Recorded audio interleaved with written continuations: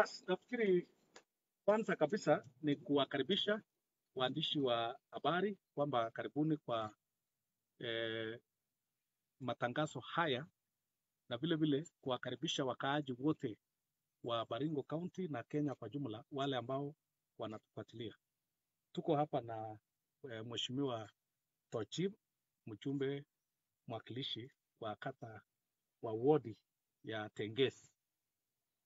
Mimi ninaitwa Mheshimiwa Ruto Kimosop, mwakilishi wa wodi ya Mochongoi katika Baringo Kusini sub county ama constituency. Nataka niseme pole, niombe msamaha kwamba tulitarajia ya kwamba matangazo haya yangefanyika mapema kidogo, lakini kwa sababu ya umbali ya nyinyi kufika hapa na sisi pia kufika hapa, naomba msamaha kwamba tumechelewa kidogo, lakini hata hivyo tutaweza kuendelea. Tumewaita hapa leo ili kutoa maoni yetu kama viongozi katika Baringo hii ya yale ambayo yanaendelea katika Baringo hii, na ni muhimu manake pia tuna haki kama viongozi na wakilishi wa watu yetu kuweza kutoa maoni mbalimbali ya kisiasa, ya maendeleo na mambo kama haya. Jana tuliweza kuwa na waziri Bwana Wamali, waziri ya mambo ya devolution, ambayo ujumbe tuliipata, na sisi kama wakaaji ya Baringo Kusini tulifurahi sana kwamba waziri eventually amesikia kilio yetu, manake zile matatizo ambazo tuko nazo katika sehemu hiyo. Mimi kwa mfano niko na matatizo katika sehemu ya Lake Bogoria ambayo imefurika, imeendelea kiwango kubwa sana mpaka tumepoteza hospitali. Watu tayari hata sasa tunapoongea wanahama na wanahamishwa, na maji inaendelea kuongezeka, na hata hofu yetu kwamba Lake Bogoria huenda ikakutana na Lake Baringo na Lake 94. Kwa hivyo tulikuwa tayari na tulifurahi wakati tuliposikia ya kwamba waziri wa Malwa amekuja kutembelea wale ambao wameathirika, na tulitarajia ya kwamba atatembea sehemu ya Lake Bogoria, tulikuwa tayari kumpokea pale. Atatembea pande ya Lake Baringo, vile vile walikuwa tayari kupokea pale, na sehemu zingine ambazo zimekuwa na changa. Tuko na sehemu kwa mfano kama Kashela, kama sehemu hiyo ya Kebinyi, mpaka upande ule juu ambao watu pia wamekuwa na machanga ya hapa na pale, na changa tena zingine katika sehemu zingine za Baringo. Si Baringo Kusini peke yake, tumekuwa na sehemu ambazo zimekatika. Kama committee ya disaster tumeweza kutembelea, mimi mwenyewe ni member ya committee ya disaster, tumeweza kutembelea na wale ambao waliathirika, na sisi ambao ni wakilishi ya wale ambao wameathirika. Tulitarajia ya kwamba Wamalwa ataweza kutembea sehemu hizo zote, ataweza kutembea na kukutana na wale ambao wameumia, lakini hata zaidi angetembea katika lake hizi mbili, ili tunapozungumza ya kwamba Lake Bogoria imepanua kiwango chake ama Lake Baringo pia imeongezeka, Wamalwa hawezi kujionea na asikize kutoka wale ambao wameathirika. Tulishangaa sana ya kwamba hakuweza kutembelea Lake Bogoria, hakuweza kutembelea Lake Baringo, hakuweza kutembelea Uhuru, hakuweza kutembea sehemu hizo zote. Badala yake alishuka Marigat na kuwa na mkutano ya dakika 30 peke yake. Actually kuanzia wakati aliposhuka na alipofikishwa kusaini kitabu na kurudi tena, ilikuwa ni dakika 30 ya mkutano, dakika 12 ya kutoka kwa ndege kwenda kuandikisha karatasi na kurudi. So on average Wamalwa alikuwa Baringo Kusini ama Baringo County kwa dakika 43, pamoja na ile ya kushuka na ya kupanda ndege. Dakika zingine 30 ni hiyo ya kuongelesha waandishi wa habari na kupiga picha na kufanya nini, alafu sasa na kurudi. 43 minutes.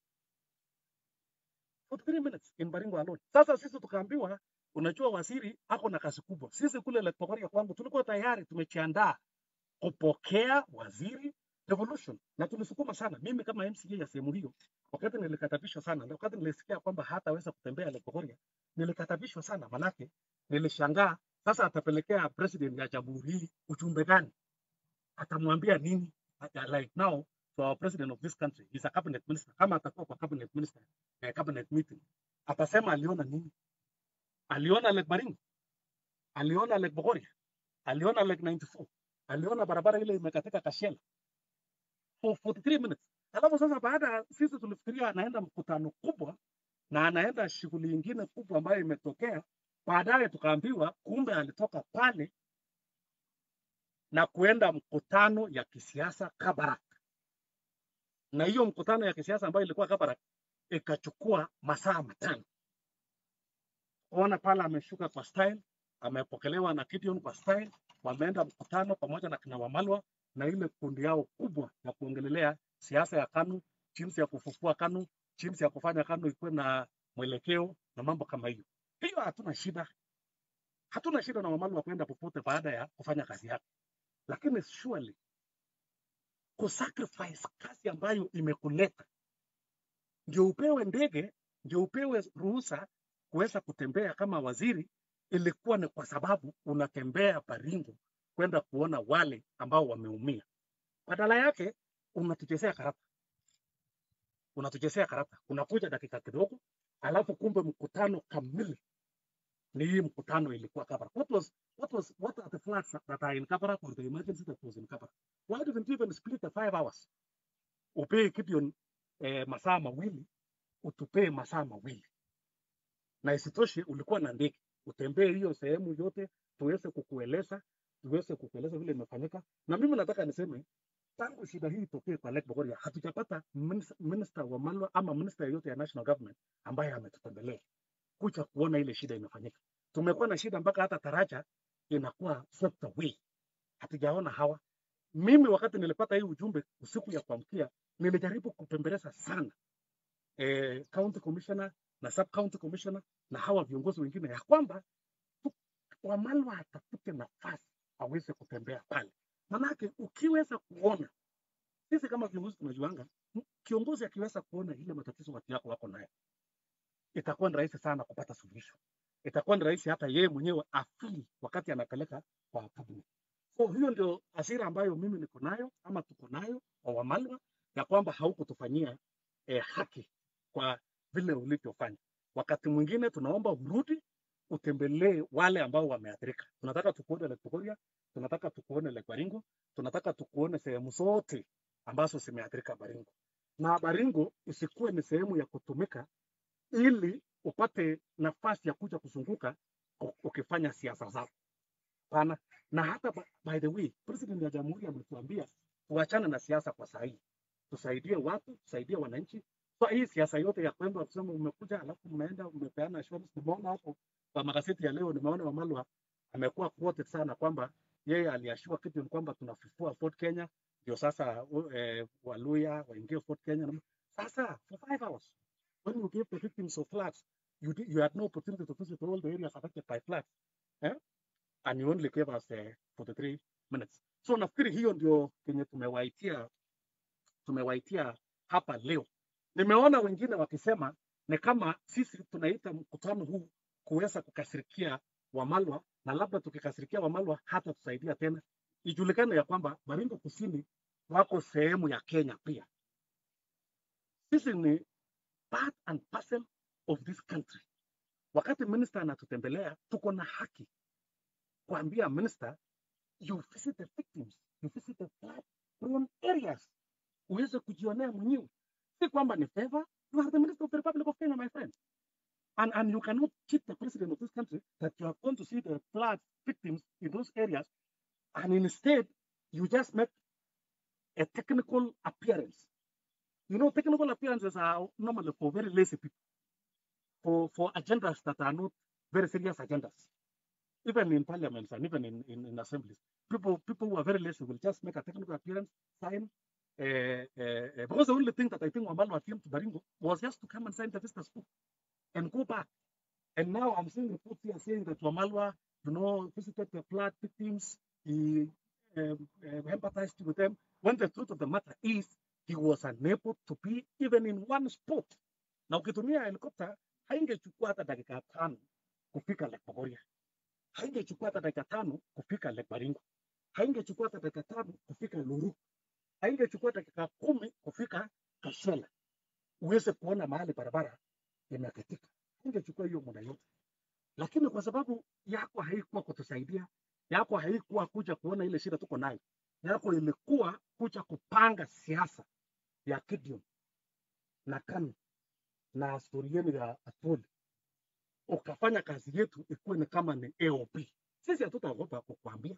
Alafu kama ni siasa ya Baringo, kama ni kupanga siasa ya Baringo, hata sisi tutakueleza. Sisi ndio tunaelewa hiyo siasa vizuri. Hata mkikaa kabla masaa 5, murudi tena wiki uchao mkae masaa 20, murudi tena mkae masaa 20 na ngapi. Siasa ya wakaaji ya Baringo iko na mwelekeo ambayo wakaaji ya Baringo wenyewe wanajua, na tunaomba mawaziri wale wanakuja.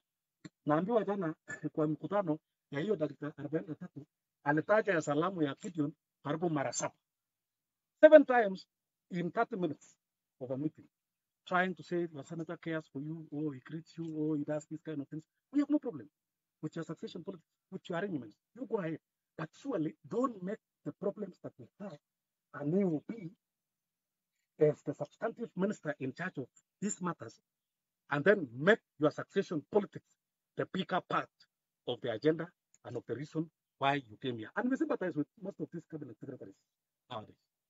They come here for technical appearance and then give the greetings of Gideon and go back.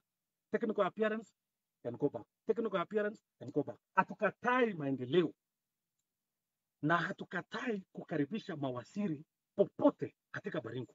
Wanakaribishwa na tuko tayari, lakini isikue ni ulagai ya kisiasa ya kwamba Baringo inatumika tu kwa sababu kuna njama fulani ya kisiasa, technical appearance, alafu AOP ndio kazi yetu. Kazi kamili na kupanga siasa ya KANU. Hiyo hatuwezi kubali, hiyo ni makosa. So mimi nataka niseme hayo, and that is the reason why we are coming. Thank you.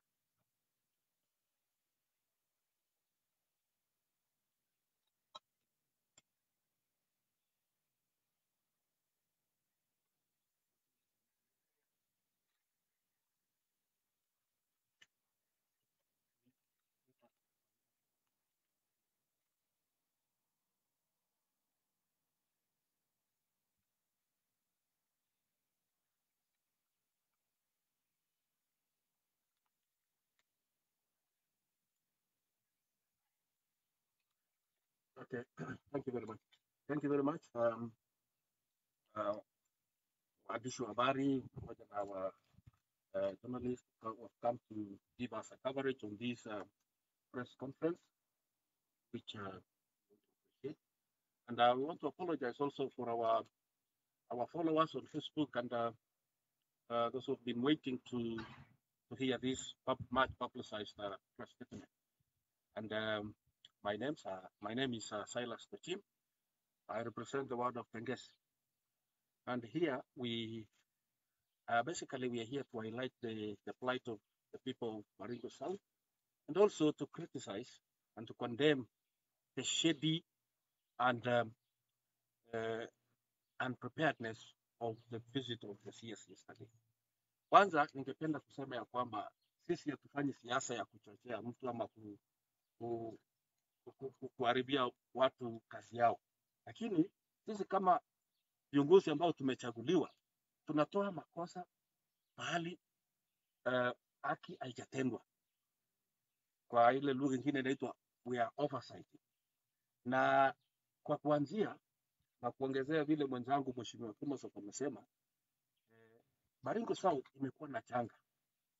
Tumekuwa na calamities imepata watu wetu wa eneo la Marigat, Ilchamus, Loboi, Bogoria na sehemu zingine. Tuko na lake iko katikati ya Lake Baringo na Lake Bogoria, inaitwa Lake 94. Ilianza 94 because of floods, maji ikatokezea. And because of many reasons which we do not know, the researchers are yet to tell us. Our lakes are overflowing. They are coming up and displacing people. And people have suffered losses of business. People have moved from grounds. Kama Bogoria, kuna hospitali imemezwa na maji pamoja na mahoteli, hata pia shule ya Bogoria the gate, hata ng'ambo secondary imemezwa kabisa, it has been submerged and the school is just, they have to move away.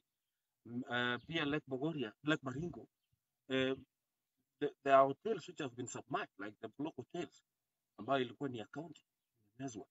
And again, so we have been focusing on this. We want to appreciate the government, the county government. We want to appreciate those who've been coming. And yesterday, it was supposed to be the CS to come and see what was happening. And actually, we have just learned they came on a fact-finding mission under the directive of His Excellency the President. Na Wamalwa alikuja na kikundi tukiwa na Senator Michael Mpito, tukiwa na yule mbunge wa Budalangi na Ikolomani, wakiwa na Mheshimiwa Kamket, tukiwa pia na Mheshimiwa Kamure, our host Mheshimiwa. Lakini kile tunakataa is the way they handled that visit. It was a fact-finding visit. Lakini sasa ukikuja tu natumia just 30 minutes na umerudi na mambo ambayo umefanya, it is not showing seriousness of what you are doing. So we want to tell the president that the CS you sent to come and find the facts and also to establish how the people of Baringo South can be helped did not really do the work. Otherwise, yeye alifanya kienyeji na ameenda Kabarak kufanya siasa. Na juzi, Your Excellency the President, you had banned the CS going around politicking and kuzunguka na kusambaza corona. Kwa hivyo, Wamalwa hakufanya kitu. If it is to rate his visit, it's just zero. Kwa sababu, he just came na anatoa uongo, alidanganya. Kwanza aliandika kwa tweet yake kwamba tumetembelea eneo mbalimbali, even places he did not visit. And again akasema nilikuwa na Senator Gideon, which is wrong, which is total lie. Senator was not there. Senator Gideon was not in that visit. Hakuweko, lakini Wamalwa amedanganya kwamba nilikuwa huko. Na alipokuwa Marigat akasema ninaondoka hapa kwenda Uluru, niende Tangulbei, niende hata Turkana. Kumbe saa hiyo tu amefanya U-turn na anakuja Kabarak.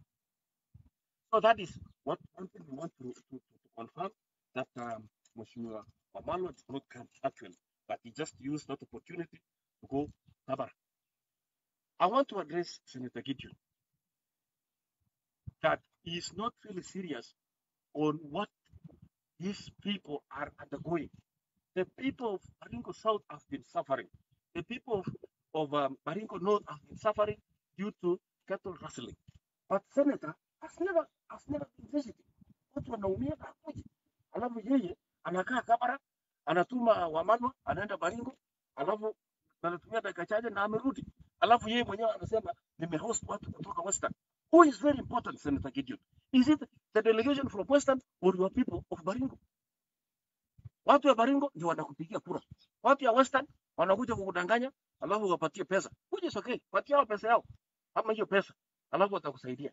Jambo lingine ningependa kusema ni kwamba tuliona jana, even if it is politics, we saw yesterday Gideon with that delegation. Alafu wakaenda toa portrait ya mzee. Sijui ilikuwa ni sherehe ama ilikuwa ni ritual you were doing. Why disturb mzee? Mzee is resting in peace. Wewe fanya siasa yako mwenyewe, uchiombee kura na utembee na ufunguke. Mambo ya brokers na kukudanganya, they are just cheating you, they want your money and then they are telling you the ground is okay. But obviously we want people to be served. We don't want this politics around na watu wanaumia. Yes, thank you for the CS who have come to Baringo and they have been giving out your greetings kwamba umewatuma. Hata Wamalwa jana alisema mtaona wengine watakuja. Na hiyo ni sawa, tunawakaribisha. Lakini tunataka mkikuja mfanye maendeleo. If we want to do a check of all those who have come, because ya jana ilikuwa ya 5. Lakini mmeleta nini Baringo? What have you done in Baringo? Yes, Gideon umetuma hawa, but what have they done in Baringo? Sasa watu wanaumia wakibebwa na maji, bora usikuja hata kuwasaidia ndio tujue kweli wamekuja. Let all of them come and use that influence, kazi ifanyike. Wacha barabara ya kutoka Mogocho kwenda Mugurin mpaka Nakbogoria gate Msos ifanyike, na useme mimi ndio nimetuma Machari afanye, and we will appreciate. Let that road from Tenges Mogorwa Kapkelelo Ainamoi ifanyike, and you say it is me now nimetuma na wamefanya. Wacha barabara ya Kapcholoi kupitia Sirwa mpaka Tenges ifanyike, and tell us it is you who have sent them, and you've mobilized, and it is true, it is courtesy of senator. Na hiyo tutafurahi na tutashukuru, lakini mambo ya kukuja kusunguka hapa na kusema mimi ndio nimetuma, mmeona kazi imefanyika na hakuna kazi inafanyika.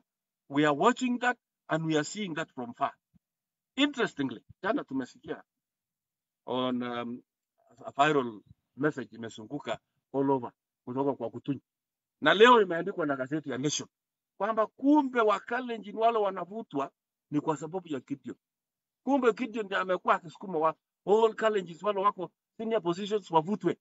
Tumejua sasa hiyo leo, kumbe ni Gideon, na wewe ndio unatuma masies, na kumbe wewe ndio unavuta watu huko, alafu kesho unataka upigiwe kura na watu. Sasa mwenye anafuguza watu wetu ni mwenye atapewa kura ama ni yule anasaidia watu wetu? I want to tell you, Senator, na wale mnasunguka mkidanganya, Baringo have made their minds. They know whom they are going to vote. Now, yeah, that one is just evident on what happened. Tufanye analysis kwa hii messages ya Eid ya juzi ya Waislamu. Mheshimiwa Deputy President alituma, Raila akatuma, Kalonzo naye akatuma, na hata pia Mudavadi akatuma. And the message is very clear on what was the message. Deputy President alikuwa na the Twitter likes were 3.5 thousand likes, na Facebook ilikuwa 13,000 likes. Alafu Raila, mheshimiwa Raila, Twitter message yake ya Eid ilikuwa na likes of 2.5 na Facebook ikawa na 12,000 likes. And then mheshimiwa President alikuwa na Twitter likes 5.5 thousand na Facebook ni 3.2. Mudavadi 206 na Facebook ni 2,002.4. Kwa hivyo Kalonzo alikuwa huko nyuma. Mwenye anaumia sana hapa ni rais. Likes ilikuwa chini sana na Deputy President inaongoza. Kwa hivyo we want to tell you, as you come to Baringo, as you visit, bringing us maendeleo ama kutudanganya with peers, you should know the people of Baringo have made up their minds and they are behind the Deputy President. It's just a matter of time and people will vote. Kwa hivyo nothing will change the ground, lakini we will not refuse maendeleo. Kujeni mtuletee maendeleo na tutashukuru kwa maendeleo na tutapokea kwa mkono mbili, lakini siasa ya kusunguka na PR, we are condemning that and we are here to say the president, please send serious people to come and assess the damages in Baringo South. The people of the lake, near the lakes, are at the verge of being submerged kwa sababu maji inasonga. We do not know the reason, but this is a crisis. Is it caused by climate change or what's happening underground? Is it because of the drilling of the GDC in Tiati, Silale? We do not know. But this should be taken seriously and the people to be assisted, and the development and the visits from the national government should not be mixed with politics. Hii siasa ya kuchanganya na kuenda Kabarak should not be mixed na maendeleo ya watu ya Baringo. Because watu ya Baringo tunaumia kwa sababu ya hiyo siasa ya kujidanganya because of 2022 politics. This BBI is falling apart. We just evident it is what is happening in our eyes, na bado mnajipanga. Kwa hivyo time is here. We need our people to be assisted. I think up to that I want to appreciate na nawashukuru kwa kutusikia na kutupatia your time. Mungu awabariki. We will pray for you and we are praying for the people of Baringo South that God may give them an opportunity, a way, a window in which they may get help at the time of need. Asanteni sana. Wait, wait, wait.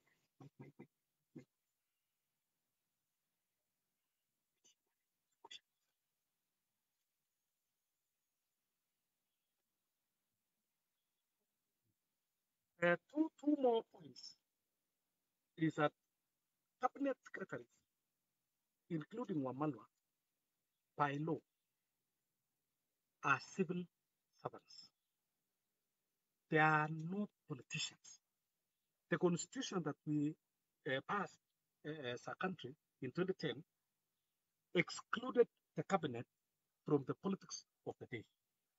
Okay, so basically, what that means is we have members of the National Assembly, we have senators, we have members of the county assemblies. Those are the politicians.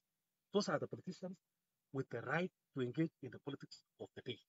So what Wamalwa did actually, and what most of these cabinet secretaries who are flying around purporting to help in engaging in succession politics, and particularly the one for yesterday, where openly you spend 30 minutes in your core duty, the duty that taxpayers are paying you to do. And you leave victims everywhere, you know. And I want to confirm here to the country that we were ready to receive Wamalwa in Lake Bogoria, in Lake Baringo, in Lake 94, in Kasiela, in Chebinin, and in all the areas that we are affected. We were very ready. And we tried our best to lobby to have him visit even one of those stations per ward. But they were not ready. The county commissioner was so arrogant. He was not ready to adjust that visit, even an iota. I desperately looked it up to the last minute. I realized that this guy was just going to spend 30 minutes in America and go back. But what amazed me, because we accepted at some point that probably, because the country is large, we have floods in Turkana, we have floods in West Pokot, we have floods in Elgeyo Marakwet, we have floods even in Coastal Province. So we perhaps believed our county commissioner and the country, the leadership that were arranging this, that probably the guy is very busy. So we were shocked that the whole 5 hours from the time he left America up to 5 p.m., he actually spent all of it in Kaba, with all this trauma and what and trying to. So that is one point I needed to make it clear. And if this persists, then the law is clear on integrity, on leadership and integrity, ethics and anti-corruption commission have a duty to rein on cabinet secretaries who are participating in politics. And what really happens to the directive of the president? Because the president was clear that cabinet secretaries should not engage in politics. They should engage in serving the agenda of the president and ensuring that the legacy of the president is intact. And that is the reason why we have convened this conference. We have decided that this should not go unchallenged. The president of this country and the members, the public of this country should know that what Wamalwa did yesterday was nothing but a drama, conmanship, and he was here for other assignments, not really to visit the victims. And we are ready to receive him again. If he changes his mind to come back tomorrow to all those areas, we will receive him in his capacity as minister in charge of devolution. So basically, that is what I need to say. Number two is to our brother Kutuny. I want to tell Kutuny that your comments in support of the deputy president of this country for his bid to be the fifth president of this country are welcome remarks. We welcome you. We welcome those remarks. We welcome you in the movement that is a big movement in this country in supporting the Deputy President William Ruto in his bid to be the fifth president of this country. And we are telling Kutuny that we in this camp that support the Deputy President William Ruto are not supporting him because he is a Kalenjin, because he is a Nandi or a Tugen versus a Nandi and a Tugen, that kind of. No, we are supporting him because he has leadership credentials. We are supporting him because he has effective leadership credentials to lead this country. And that is why Gideon comes from Baringo. But some of us have rallied behind William Ruto because we believe in his leadership style. We believe that he has the vision, and he has the energy, and he has the charisma, and he has the vision to drive this country forward. So we welcome you, but we would also caution you against retrogressive comments or rhetoric comments. Some of the comments that you were making that, Tuken is, Gideon is a Tuken and, we are going to, no, it is not that we are not supporting Gideon because he's a Tuken or anything. It's not about tribal connotations. It's about the leadership traits that William Ruto has. We support that, and we are asking the country to support him. And it's not so much about where he comes from, but the vision, the acumen, the charisma that he has to lead this country. So I think those are my comments.